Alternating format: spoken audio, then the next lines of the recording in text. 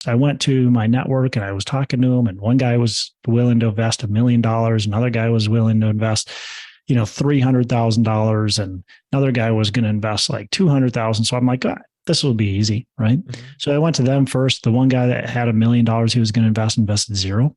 The guy that had $300,000 to invested $50,000, and the guy that had $200,000 to invest ended up investing $100,000.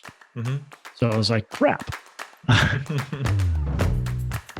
If you're an active real estate investor and you're looking to do larger deals, you're in the right place. We are going to go and take the conceptual type of stuff that you listen to from other real estate podcasts and bring it down to the tactical, the nitty gritty, the actual actionable types of things that other real estate investors that went big did to grow their own real estate empire. You're listening to the Go Big Live podcast. I'm your host, Matt Drouin. Hello, everyone. Welcome to the show. Welcome to the Go Big Live Real Estate Investors Podcast. I'm your host, Matt Drouin. And today we have special guest, Todd Dexheimer, co-founder and principal of Endurus Capital, owner of Cretin Construction, and host of the Pillars of Wealth Creation podcast. Todd is bringing a wealth of knowledge to Go Big Live. With over 15 years of experience, Todd has been involved in everything from single family and apartments to mobile home parks and even a ski resort. I got to ask about that later. Alongside his partners at Endurus Capital, they have collectively operated nearly $500 million worth of multifamily and commercial real estate assets across the United States. So whether you're a seasoned investor looking to enhance your strategies or a beginner seeking guidance, this event is a value opportunity to level up and go big. So Todd, thanks for being on the show, man. Yeah, absolutely. Thanks for having me on. Appreciate it. So I like to start the show with the same questions with everybody. You were born, now you're here. What happened in between? Yeah.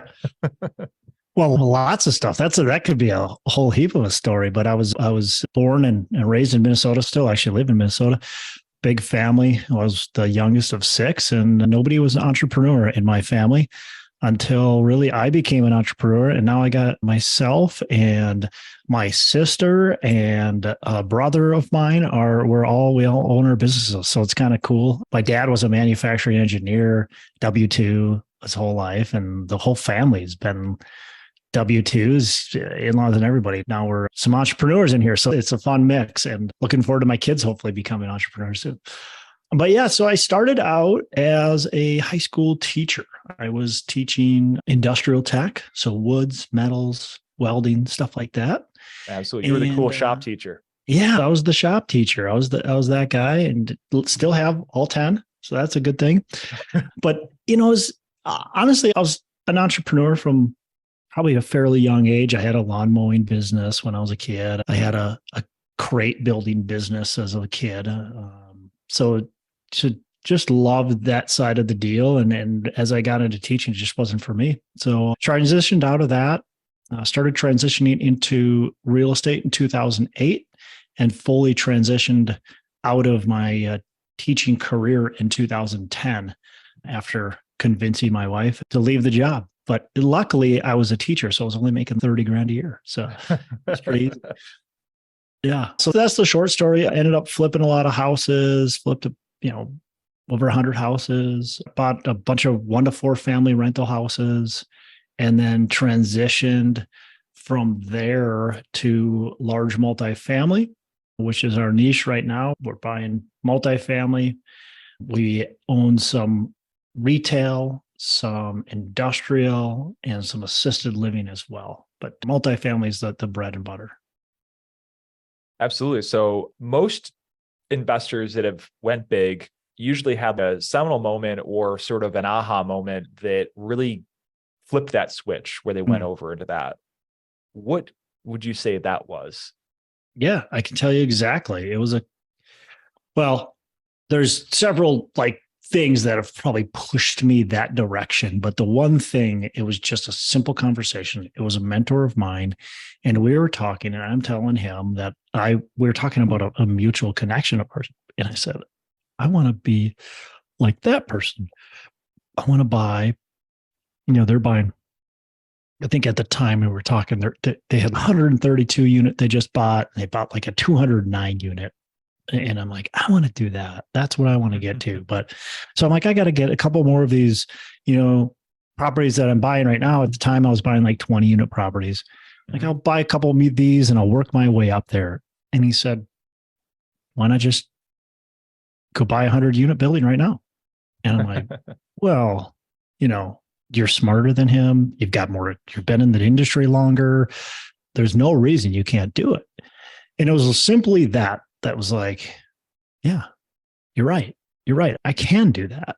And so within just a few months, I went out and I bought a 84-unit building and then a 120-unit building, and it was off to the races and haven't looked back since. So it was simply somebody just kicking me in the butt a little bit, shifting my paradigm to say, dude, what are you doing? You're holding yourself back. Don't let yourself hold yourself back.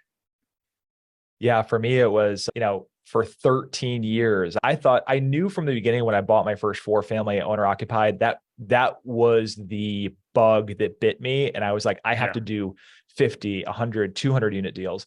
But I had this limiting belief where I thought that I had to be big to go big. Mm-hmm. So I took the next 15 years, banging my head against the wall, buying, every 2, 3, 4 family in the neighborhoods that were my target. And at the end of the day, these properties were paying me maybe like $400 to $500 a month. Well, I ended up becoming financially independent by acquiring enough of these properties. And then I realized when I woke up, I was like, my wife still has to work. My wife is actually an educator. She was a teacher who just left her job, I think, last year. And I was like, this is the time I need to do this. And it was the first commercial deal that I did. It was $1 million deal. And that one deal alone replaced her income with that one deal. Yeah. And that was when I was like, I can't go back. Yeah. What am I doing? Right. I can't go back. So yeah, I had similar. It was honestly, it was right away when I first started this business. It was back in 2008. And I'd listened to David Lindahl. He actually came to town and spoke. And for those of you who don't know David Lindahl, he's an educator. He owns a bunch of multifamily. Exactly. Couple great books that he's written. So look him up. But he was talking about these big apartment buildings. I'm like, that's where I'm going. And then I read some other, Ken McElroy books and other stuff like that. I'm like, yep, that's what I'm doing, these big apartments. And then I started buying single family homes, duplexes, fourplexes, because I couldn't see how I could get there. Right. Mm-hmm. I just had these limiting beliefs similar to you. That's for somebody different, somebody not like me. Mm-hmm. And so I just kept on doing what I was doing. I always had that dream, right? But just didn't know really that I could do it, honestly. So you just started with the belief, right? So you had the belief. Where did you go from there? You're saying from believing when I believed that I could do the 84 unit finally, or the bigger stuff after my mentor said that. Yeah. I mean, from there it was, let's do this. And so, like I said, I bought the 84, I bought the 120, and buying, the 224 and so on. And it just kept on growing that. And so now we've got over $500 million in assets that we've, purchased. And currently in our portfolio, because we've sold some stuff. So currently in portfolio is like 3,000 or so units, and another 450 of assisted living. And like I said, some retail. I got 100,000 square feet of retail, 100,000 square feet of industrial. And so it was just, man, that little switch, man, it's just amazing. And looking back, you could have done a lot earlier. No, I don't have no regrets, really. Honestly, it's like my journey was my journey, and that's okay. But yeah, it's been fun, and just continue to love it and continue to want to grow it. So let's talk about the first deal. That was the 84 units, like step by step. It's a fun one. Yeah. So you decided to. I imagine you got some battle scars in the process. And if you didn't, I'd be surprised. But I got lots of battle scars, man. So step by step, kind of tell us through, walk us through that deal, how you found it, the origin of it. Yeah. So I was buying properties actually in Cincinnati, Ohio. I was buying the 20 unit, 10 unit type stuff in Cincinnati, Ohio. And I reached out to a broker that was based in Lexington, Kentucky, was talking to him about some stuff he had in Lexington, went and visited. And they helped convince me that I could do it. They believed in me. It was amazing. Like the relationship that I struck up really quickly with them was really good, and was able to then find this 84 unit. And what actually happened is they brought me to several different buildings, and I underwrote them all. And there was a 46 unit building that I was really interested in buying. And so I was going to hold myself back, but I'm like, hey, I'll buy this 46 unit, but I really want something else to be able to buy in town. I gotta buy at least another 46 unit to make it worth coming into Lexington. And he's, well, let me do some digging. And he ended up offering on that 46 unit and then offering on this 84 unit that was right next door. So it was going to be great. I was going to have both of them. The 46 unit ended up falling through, never got that deal under contract. Somebody else bought it, but the 84 went through, ended up buying it. It was a 1970 built, crappy building, crappy neighborhood, but hey, I got in the corridor, right? So the battle scars on that, man, it's just, so let me go back a little bit. I had to raise $960,000 to purchase the building. So that was my capital raise. That was my first big capital raise. I had been raising capital from investors to do fix and flips. So that was a really good thing because I already had a network, but I thought it was going to be so easy to raise this money. And so I went out and I created a Word document. That was my business plan. And that's what I showed to investors, was literally a Word document with some pictures in it. It was so cheesy. I didn't really do I did kind of a webinar, but it was like super, the whole thing was really cheesy. And I just presented it to a few people that I figured would invest. I went to my network and I was talking to them, and one guy was willing to invest $1 million. Another guy was willing to invest, $300,000, and another guy was going to invest like $200,000. So I'm like, this will be easy, right? So I went to them first. The one guy that had $1 million he was going to invested zero. The guy that had $300,000 to invested $50,000, and the guy that had $200,000 to invest ended up investing $100,000. So I was like, crap. The lesson learned, don't assume everybody that says they can invest will invest. You have to understand that, you're going to get a lot less than what you maybe expect from the start. So pounded the pavement, worked really hard, ended up getting that $960,000 raised and got into this deal. And the first thing that went wrong is due diligence. I was using the current property management company because they came highly recommended. Found out that they committed fraud through the process. They fraudulated the books. They were pretending tenants were living there that weren't living there. They were cooking the books. So prior to closing, we ended up setting up an escrow. It was like a $50,000 escrow. Should have been probably $150,000 escrow with the seller. Hired a different property management company, kind of shotgun. Ended up having to fire that property management company as it went because they just weren't set up for doing what we were doing. But then got into it, man, and there was all kinds of, the biggest stuff is just maintenance issues. Some stuff I should have caught. Some stuff now that I know, look, if you were going to buy a 1970s building, you got to expect a lot of stuff to go wrong. You just have to expect a lot of stuff to go wrong. Some of it you can't even predict. And so you just got to budget you really need, if you're going to buy a 60s, 50s, 60s, 70s or older, you need an oh crap budget.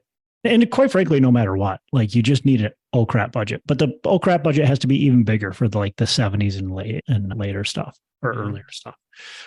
So yeah, man, we had plumbing issues. We had flooded units due to plumbing, corroded plumbing would all of a sudden go out and man, it would flood 5 or 4 units. So we'd have to rebuild the unit, and then the next building would flood. And then it was just crazy. It was one after another. We had a gas line burst in the middle of the underground gas line burst. We had a plumbing line between the street and our building that burst on Memorial Day. So you can imagine that bill. It was just constant, these issues. And of course we had leasing issues. We had all kinds of stuff that went wrong. We had to fire and hire so many times. And I learned a lot of how to manage property management companies in that case, because I was using third-party property management. So I really learned so much on how to look at metrics and to really dive into these metrics and make sure you're paying attention to the trends, to, you got to stay on your KPIs and understand what's happening with the property and react quickly and be able to be responsive to that and fire a property management company quickly too, as I held on to those guys too long. In the end, it's a happy story. My investors and I made money. I think I paid my investors like a 16 IRR, which is not amazing, but it's good. We all made money. We all walked away in the end happy. And I realized I'll never buy a C-class property again. Well, let's back up a little bit. Well, one thing I want to touch on plumbing eventually too, because I have some nightmare stories. But on the raise, right? So you had these three people. They're like, I'm set. I'm overraised, right? And then when it came to the commitment, they basically ghosted you or didn't meet your expectations. Yeah. So how did you scramble? And were these people that you found to finish out the raise in your network? How did you go specifically about making that ask and presenting that? Did it start with a phone call or an email blast, or was it like, hey, let's meet at this Cuban restaurant down the street and have, and have a bite to eat and talk about this opportunity I have? Tell me about that kind of in like granular detail. Yeah, they were all in my network. It was also 506B. It was my first real raise. So yeah, they were all in my network. And I started calling everybody that had done business with me in the past. Every single person that had lent any money when I was flipping, anybody who I had an inkling maybe had some money sitting around, I called them up and I talked to them about the deal and, showed them my fancy business plan. Met people for coffee. I never took anybody to fancy restaurants or anything like that. I didn't, quite frankly, really have the money, nor do I spend money like that. But yeah, it was just knocking on doors, right? Not knocking on doors, but calling people up, right? And just saying, hey, I got this opportunity. Would you like to learn more? And everybody said, yeah, I would like to learn more. And quite frankly, most people that I called did end up investing in it. But I thought it was going to be so easy. And it took me several months to raise that capital. It was only $960,000, which is maybe a lot of money, but man, it's just like crazy to think that I had a hard time raising $960,000. Mm-hmm. Yeah. I mean, there's that whole debate in the real estate industry. I mean, especially, I guess it may apply more towards the single family through four family space. And that if you got the deal, the money will come. Once you start swimming upstream into these different types of deals, I mean, I talked about this, with Brian Burke, who's a guest on our podcast, it starts with the money first, because you don't go 100%. You don't go to a grocery store and say, all right, these are the things I'm going to buy. Now I need the money. It's no, you go to the grocery store with the money first, and then you buy the product. So what was the minimum investment that you had on this particular deal? That one, I think, was $30,000 at the time. So that's my lowest that I've done. I've since raised it now to 50. Mm-hmm. But yeah, $30,000 was my minimum. And of course, when you make it $30,000, most people want to come in at $30,000. And so it takes a little longer. The lower your minimum is, that's where people want to come in at. And to go back to what you just said, there is like, people don't invest in the deal. They're investing in you. They're not looking at this. Just because you find a fantastic deal, better deal you have, all the money will come. It's just not true. You can show somebody crazy returns. That's actually going to probably make more people skeptical. Mm-hmm. So a really good deal is likely going to not attract as many people just because they're a little skeptical, especially if you're showing them those big numbers. Mm-hmm. No, 100%. So how did you structure the deal? You mentioned it was a 506B type of structure. What were the splits and the promote and all that stuff? Yeah. So kind of your typical, really simple split. So it was a 70-30 split. There was no other, waterfalls, nothing else. Well, 70-30 split and a 7% preferred return. Mm-hmm. And then I had a 2% asset management fee and a 2% acquisition fee. And that was it. Okay. So we'll fast forward here a little bit, about plumbing, right? So for some reason, because I had this property down in Rock Hill, South Carolina, which is like a bedroom community outside of Charlotte. And this property, like I would get a call from the property manager, like clockwork, 3 or 4 times a month, Matt, a pipe bust. And I'm like, we had some old South people working on this property. I'm like, seriously, again? And so they bring sabotaging me. Yeah. So they send in a plumber with a backhoe. And of course, they have to shut off the water to the entire community to do this. And they dig up the whole lawn there, and then they fix the repair. They turn the water back on again. And when you repressurize the lines, then you can basically create a new leak. and another pipe will bust like a couple weeks later. So no, I've definitely been there. So when you're doing that, so that's lesson on that one is if you've got a pipe that goes from the street into the building and it springs a leak, don't replace a section, replace the whole thing. Every time, just replace the whole thing, because it's going to cost you a little bit more to replace the whole thing, but it's going to save you a ton of money in the end. Because I guarantee you that you're going to have to fix that another 3 to 4 times. It's just going to happen. And it's going to be like 3 to 4 times within the next 3 or 4 months. And you're going to be pissed off and you got to dig a new hole every time and fix that stupid leak. And like you said, you shut the water off to the building, you irritate tenants, and then you got setup costs for that new company. And so what maybe should have cost you $15,000 ends up costing you $5,000, 5 times, whatever it is. So it's like, do it right the first time, and then you don't have to worry about it again. Yeah. So what was your business plan going into this deal? And then how did that overlay with what happened in reality? Yeah. So again, typical business plan. We're going to, I was going to buy it, renovate all the units, including the, common areas and all that kind of stuff. And, landscaping and siding and all, the whole works, raise rents, and then sell it in about 5 years. Everything worked out probably fairly decent actually on that front. So renovated the units, rented them out nicely. We had some struggles. It didn't go completely smooth as far as renovations go. We went through a couple different contractors to find the right one that could do the work. And we had some leasing troubles with a couple of the leasing agents that we had to get rid of, but ended up getting everything leased out nicely and actually got above pro forma rents and was able to sell it. And I sold it in 3 years versus 5 years. And the main reason I sold it in 3 years versus 5, well, there was 2 reasons. One, because I was sick of the plumbing issues. Okay. So that was number one. Number 2 is I was honestly done with C-class properties. So we had, and so this plays into some of the excitement too. This building went through the start of COVID. And so, we just finished up the last units. And so I was at like 70% occupancy because I was like, I'm going to hammer through these units. So I finish up all these units, hammer through all these units. I hire a new property management company. They get these units all delivered to them. And then the COVID shutdown happens. And I'm like, crap, I'm going to lose my butt on this thing. We ended up renting everything out really quickly. It worked out really well. Like I said, got above pro forma rents for everything. But what I saw with any C-class property I had is that those residents just didn't pay rent like the other properties I had that were B-class or A-class.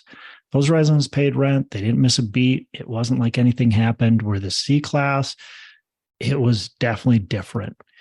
And I just was done with that type of drama and wanted a different, product type. And plus it was done with these, like I said, these plumbing issues and stuff like that. So ended up saying, hey, let's sell this one. I sold a couple others all at the same time. Probably should have held on to them, quite frankly, for another year because the market absolutely skyrocketed, but hindsight. But yeah, I made some good profits on all of them, including that one. Yeah. So before we go into the live Q&A section part of the show, what can you leave our listeners with in terms of words of advice?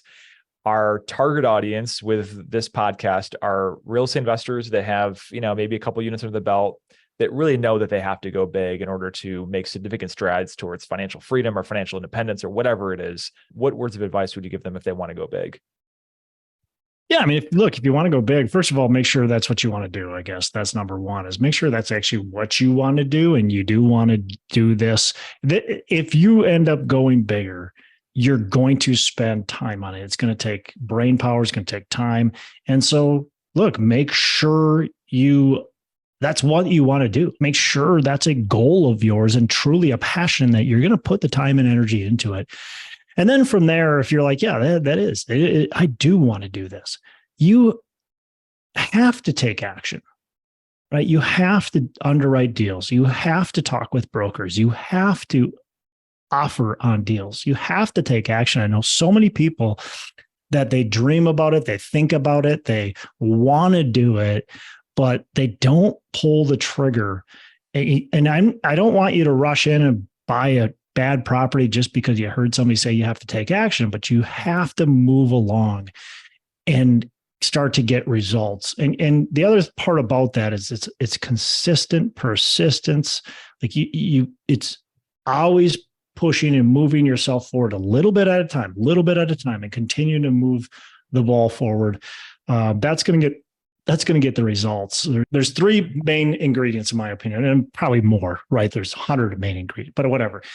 It's taking action, it's courage, and it's persistence. Those three things are going to get you major results.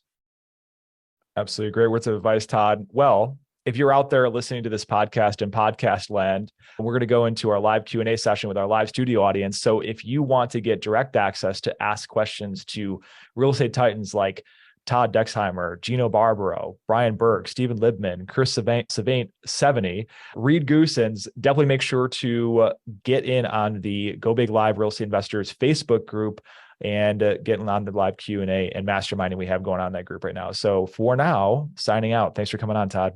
Yeah, appreciate it.